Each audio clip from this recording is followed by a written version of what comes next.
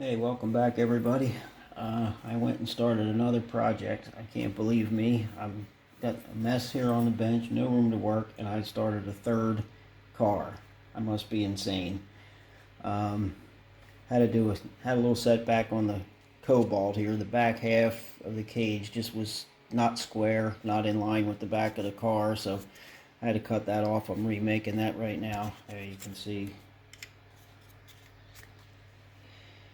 I had to cut that off. The cage is fine, but just the back parts there, they were, when I looked at it through the back window here, it was like it was offset to one side, so had to change it. And everybody's talking about this Mod Podge for putting windows in. Well, I found this stuff. Thailand, you can get Mod Podge, but it costs like about $15 for a bottle like this. And this I got for 70 baht, which is about $2.50, I think. The only problem is it's got a big spout. You know, I don't know how the Mod Podge is. Maybe if I brush it on, it'll be better. But I did use a little bit of it. It seems like it's slower drying. I was trying to find a replacement for my Testors clear parts cement because don't have a whole lot of this left, and this I can't get here. So hopefully this Mod Podge or this generic Mod Podge stuff will work. I'm not sure. I do have I'm working on windows right now for the Mega Ford, and you can see I have the decals on and have the clear on.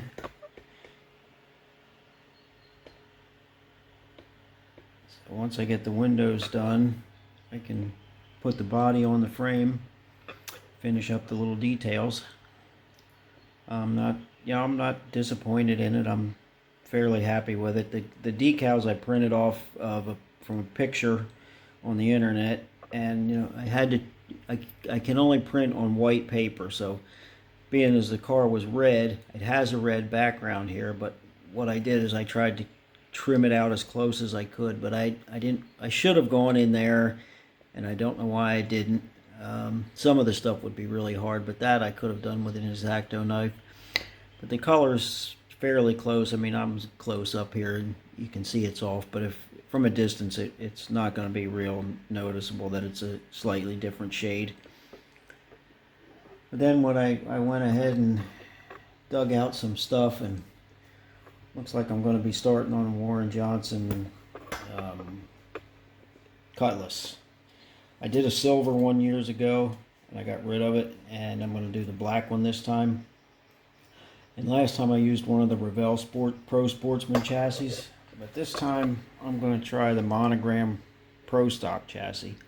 So as I was trimming it up, trying to get it to fit in this body, I noticed that the wheel tubs were like limiting the height that I could go up in high enough, and the back, the back of the chassis of the pan was good here, but this part hung down.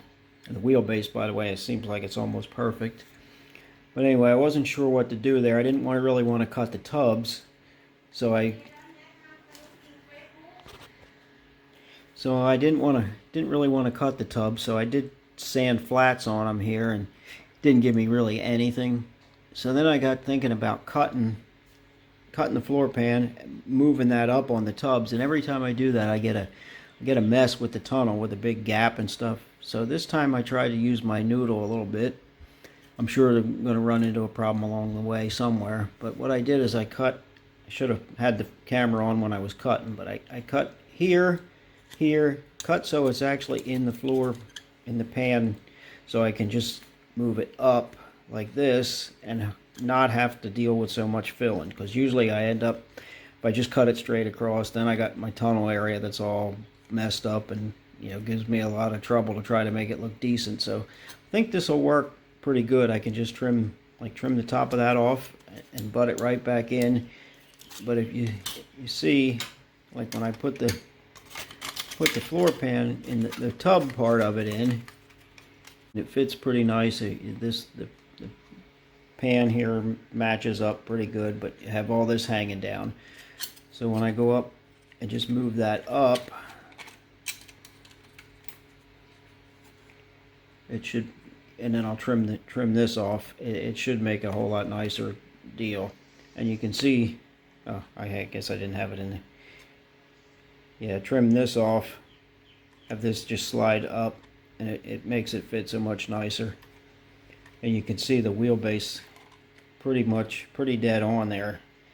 If you look where the A-arms hit in the front wheel well, and where the tubs are back there, it's almost dead on.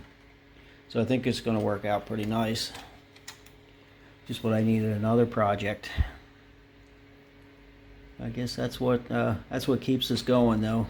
Project after project. But I'm to the point where I need a bigger table. And I'm also going to try my hand at doing some resin casting. And I couldn't find a kit here, you know, with all the supplies you need.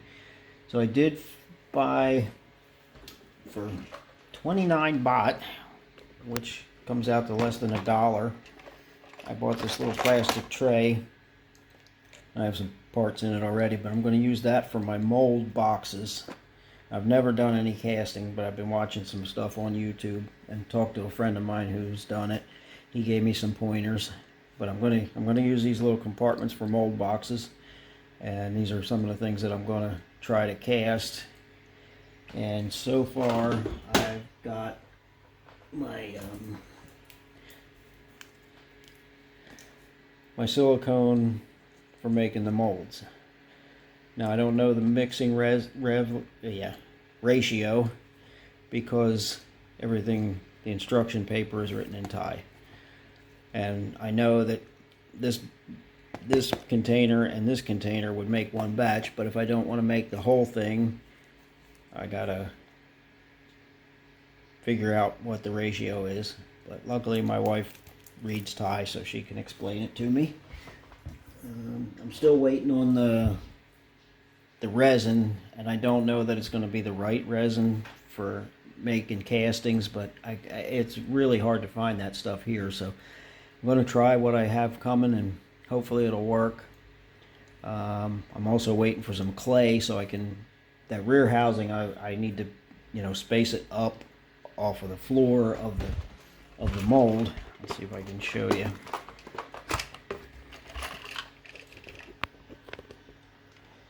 Like if I put the rear housing in the box for a mold, you know, I can't really lay it down like that because it needs to be supported. So I think I'm gonna, well, that might just work the way it fits itself right in there. I may pour under the bottom halfway and then just pour to the top. I was going to support the whole thing with clay underneath, but then I'd have to take it out, dig all the clay out, and then make the other half of the mold. But that just might work because it fits perfect right there. And I'm gonna try to mold a small block Chevy. Oh, I got another rear, the rear housing from the Pro Sportsman, the Revell Pro Sportsman. I'm gonna try to make a couple of those. So I got my hands full here. It should be interesting. I'm afraid once I get started here, I'm going to be casting everything, but I can't find all this stuff around here, you know, to be able to buy. Even in America, it's hard to buy little pieces like that without, you know, costing you a fortune. So hopefully I can start making some of my own parts, and I'll do a video on that when I get to it. So stay tuned and hit the subscribe button if you didn't already, and leave a comment. This channel's really growing pretty good, and I want to thank Time Machine Scale Models. He gave me the shout out, and it seemed to really help people get some views on this channel. So thanks a lot, and thanks everybody for the support, and we'll see you next time.